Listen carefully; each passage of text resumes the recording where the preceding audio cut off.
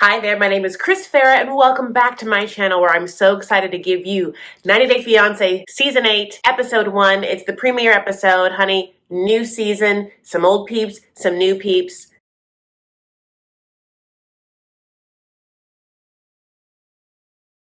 New situations, old themes.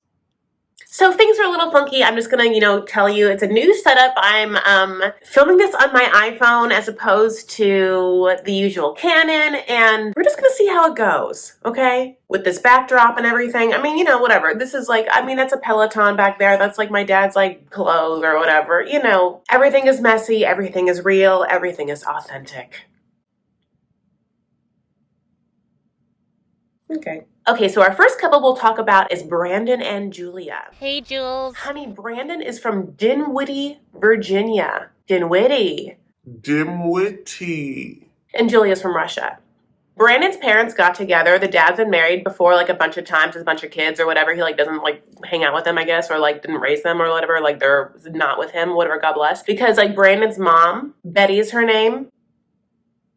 Betty Boop.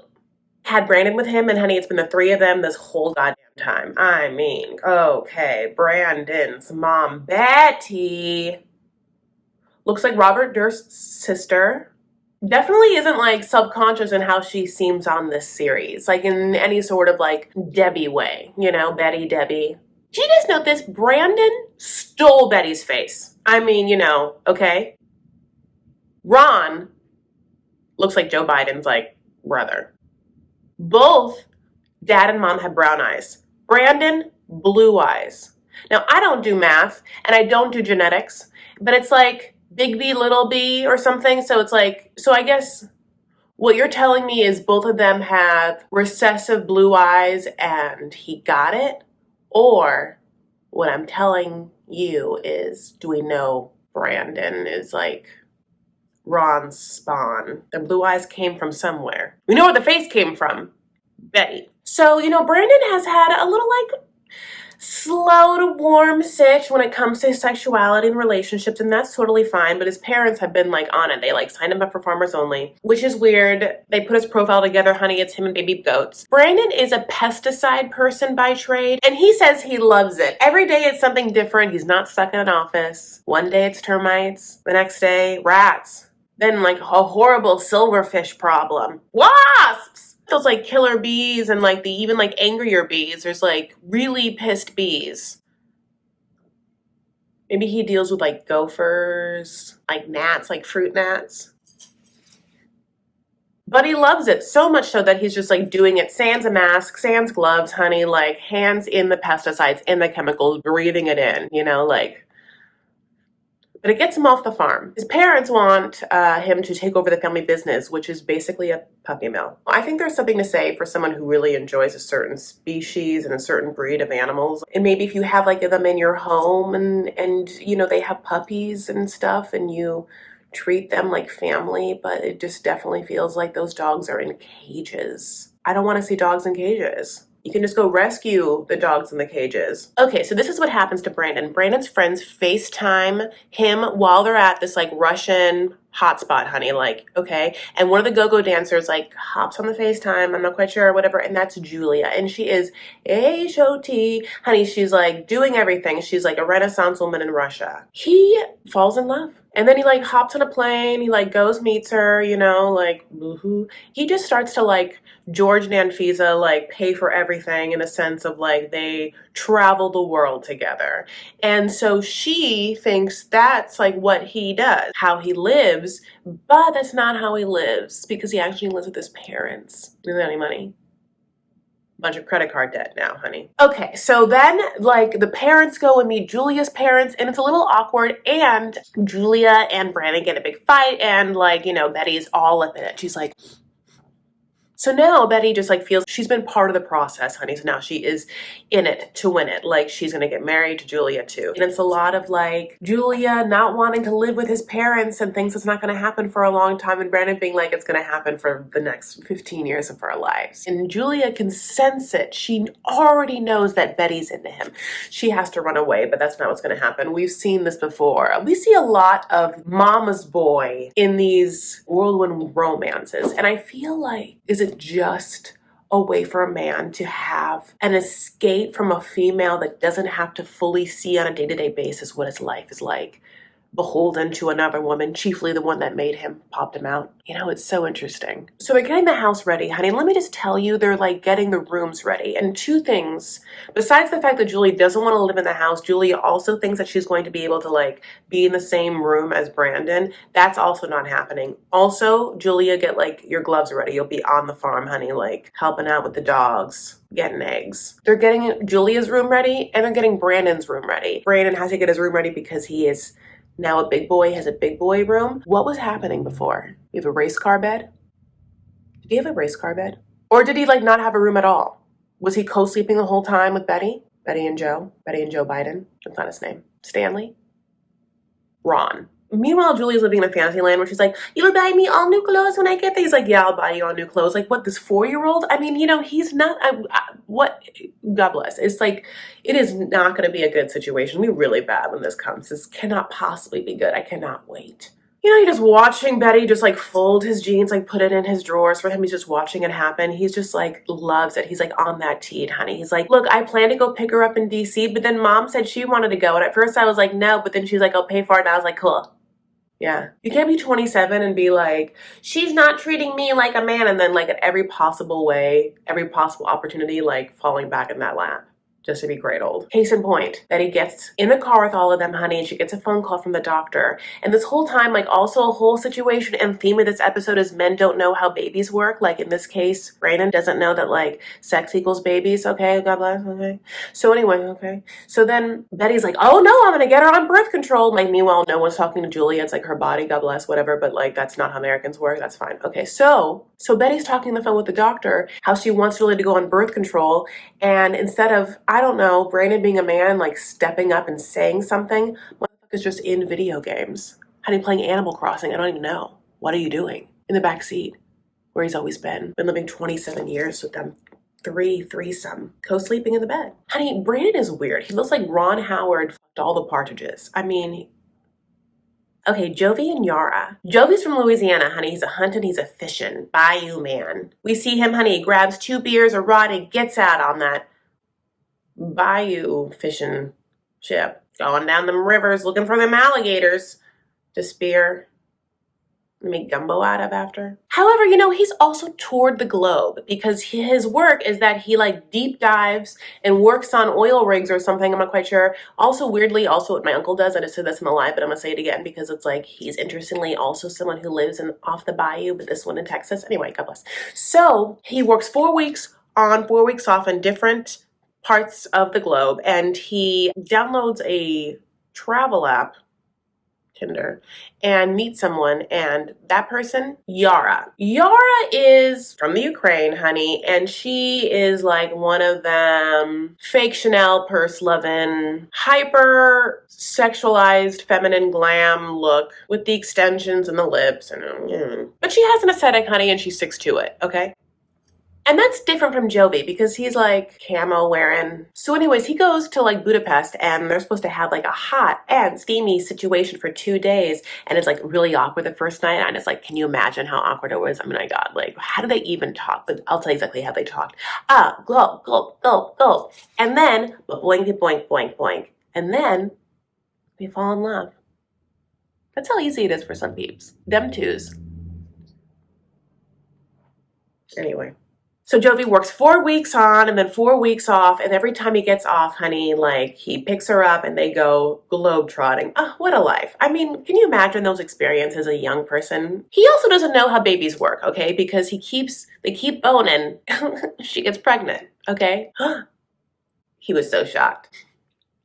Sorry, I don't know why I keep laughing. It's just like, yeah. No? He proposes to her. underwater. Them big lips, just like, will you marry me? Oh, I will. I wish I had some water. I don't have any water. What a better joke that would be if I could gargle some water and do that for you. Okay, so they lose the baby. God bless. I'm so sorry. Okay. But then he's like, good, I don't have to marry her now. But then he's like, maybe I should still marry her. I like her. And Jovi has like a party boy lifestyle. I said this, but it's very Flora Obama short. He's getting off work and just wrapping them Kylie Jenners around like many a drinks and throwing them back, you know, and who knows what else. And he's bananas. All his friends are like, I cannot believe that you would like even consider settling down, or anyone would consider settling down with you. It's Jovi. Jovi's mom is skeptical too, honey. She's skeptical of a lot of things. She like hangs out with him. He starts to like fry some fish. She's like not having it. She watches it happen. She's like, that's not how you cook. You see him like eat it all at the end. She's like, mm-mm.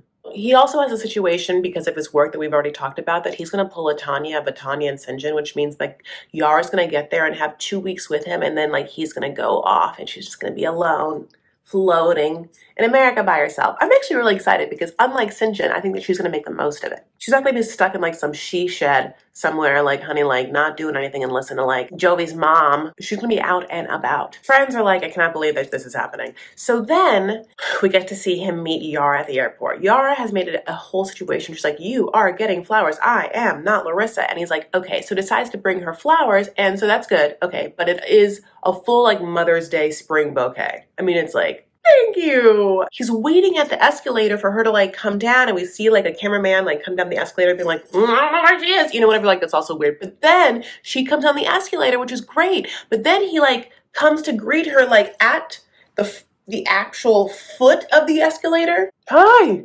Like, he's like, give me, yes, hi.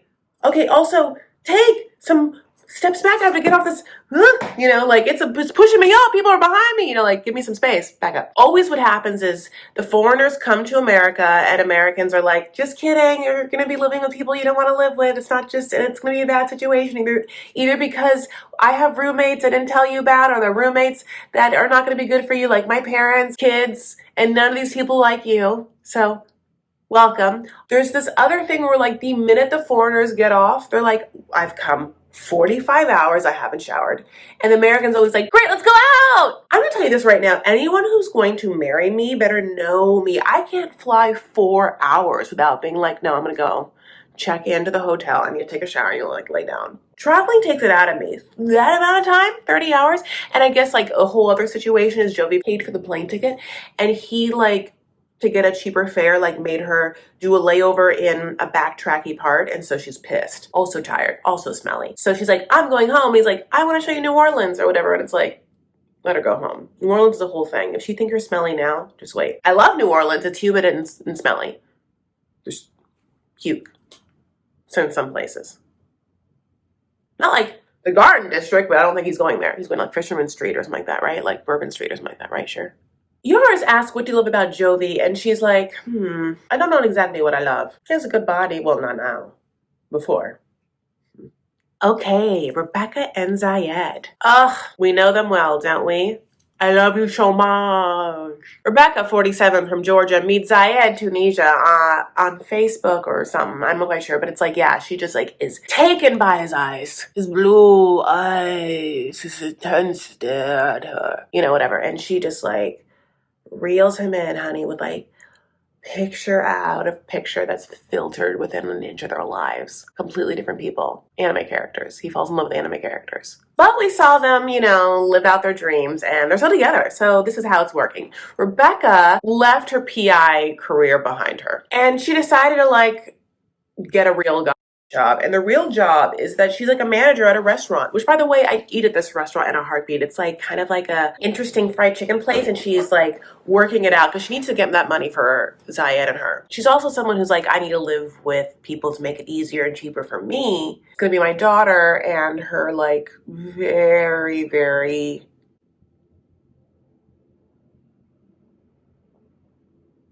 what's the word? Conservative boyfriend. Rebecca's daughter loves red eyeshadow, and I just have to like PSA, you really got to be like wary with it. Going back to that restaurant she works at, the interesting sodas. Did you see the interesting sodas in the soda fountain? I bet it's really good. I bet there's like really yummy mac and cheese. Okay, so she's getting a tattoo. It's like something in Arabic, honey. You'd think I would know it. I don't. I am yours and you are mine. So then we see a phone call that she has with Zayed, honey. And Rebecca has this thing where she is now talking badly to Zayed. Instead of like saying what you would say in correct English, she chooses certain verbs to not conjugate. So she's going to warn Zayed of things that could happen in his interview. And she's like, do you think that they maybe not like the fact that I do this before and this caused us problems? Zayed can speak English. Say the sentence right, honey. He's like, learn it. He's not going to not understand because he said it right. I also love the fact that she's like, make sure you don't seem angry about it. All the while she knows he's livid. But then we get his sister who like sits down, and this bitch, she's wearing these glasses. I think it's the only reason why she sat down. She wanted to show off these glasses, and they're okay. Weem. She's like, hi. Rebecca's like, Zayed's interview's coming up in 2 days. I'm hoping he gets approved. Weem is like, Rebecca's like, good to see you. Weem's like, okay, bye. Zayed even gives a look like, who's a bitch? Meanwhile, we couldn't even pay attention to like Zayed because he has like a hat on that just says the word. It's a picture of a rooster and it has the word cock on it. Okay? So if he's making that fashion choice, you can conjugate a verb. Rebecca. They leave that conversation, inshallah, God willing. And then she's like talking to like, her daughter and very conservative, what's his face. This is a PSA. If you are someone who like dates someone of the Islamic faith, can you like not say Muslim. He's Muslim. It's a soft S, not a hard Z. It's the opposite of Liza with the Z. So Rebecca decides to talk about the fact that like, yeah, Zayed's not excited to live with you two. Also because he's like conservative. In his own right, you're both conservative. In his situation, he doesn't want his like woman like to be in a household with an unmarried man or whatever. And instead of like understanding that, they're like, well, he better get it together if he gets here. No. He's got to get over them cultural differences.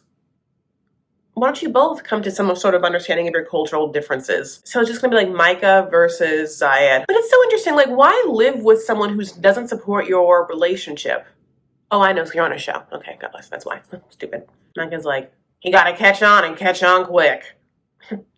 Okay, so of course there are some couples that we didn't get to see on this premiere episode, and I'm not gonna talk about them because like, we don't know them yet. I mean, we know some of them. Like we know like Tariq obviously and Hazel, and I cannot wait to watch them, but it's like, what can I do? We only have one couple left. Mike and Natalie.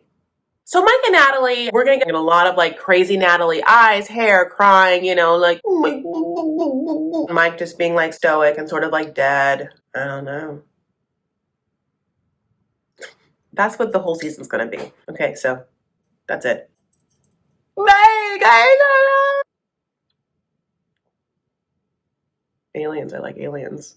But you know what? Here's the thing. Mike has a thing for like crazy pea with a beautiful coat and light eyes because he has that cat that he loves. Also Natalie. So we know Mike was in debt before and he had that ranch, but then he bought it, I guess. So I don't know what's happened with the debt, but I will say this. Uncle Bo, who we loved, is back and back real close, living in the house. And this makes no sense to me. You have 35 acres and you have like a great ranch hand.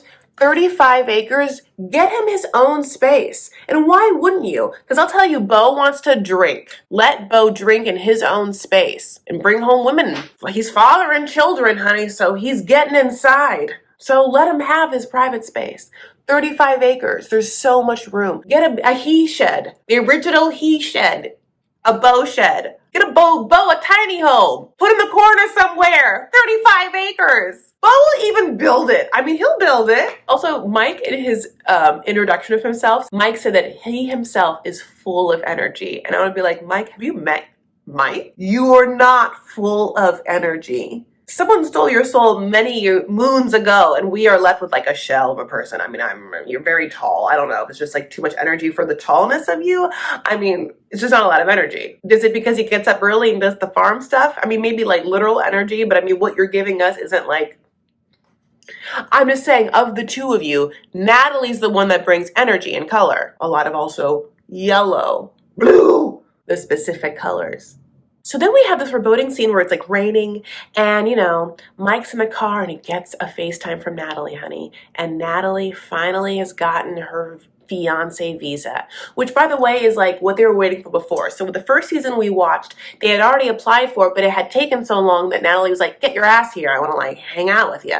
Also fight with you. Also like learn about your love of aliens. All of it. So then now she finally gets the visa, right? And it's supposed to be a big thing. So Mike is neither here nor there about it. He registers mostly grief. Also like the Tennessee Williams-esque metaphorical weather just pounding on his car. Melancholiness is just also, I liked it. And Natalie's like, are you happy? And he's like, kind of, not really. She's looking at flights for the visa. It has to be happening in 20 days. So it's like now or never. He gets a haircut, honey. He's been looking bad. He has his hairdresser. Her name is Jane. She has tattoos. He talks with the fact that like Natalie is into the fact that he's not religious and she's vegan and he like loves his meat. And I feel bad for both of those things. Like you can't will someone to do both of those things. Those have to be like beliefs and values that you are into. Also, when you were watching Sarah cut that hair, were you like, it was meditative? Like, oh, I forgot what it was like to like run my hands through male hair, but I love it. Oh, when you get to just like, oh God, I love it. Just like, I think it would be, I always thought I'd be good at doing male hair because I have the bosoms for it. So Natalie's upset also the fact that when she gets there, she has to like live with Beau because Beau's there, which I get. I wouldn't want to live with Beau either, but I will say this. Natalie's like, I don't want to live with a stranger. Meanwhile, Mike did have to live with your crazy ass mom, who, by the way, like Beau, is a family member with crazy hair. And you can't really understand him, especially in the morning. So he did it for you, but I get it. And by the way, don't you want to know what Beau's relationship with his son's like? And what's that like? What's that son's mom's like? How that happened? Like, who had sex with Beau? We see who had sex with him and what happened. What was the effect? I mean, that's really it. That's what happened. I cannot wait to watch the season. I'm really into it. Thank you so much for watching this recap with me. I appreciate you guys so much. I love you. I really appreciate your support. Thank you so much. If you haven't yet, you can follow me on Instagram and Twitter. I'm at Chris L. Farah. You can find my Facebook group. That's called Vanity Farah. And other than that, happy holidays, my baby boos. I hope you're finding love wherever you can, truly. I wax poetic about that in the live, but you gotta find it. This is, in some ways, the year of no, right? So you have to find the moments and pockets of yes. Okay, take care of yourselves and each other. Stand up for what you believe and make art. Bye.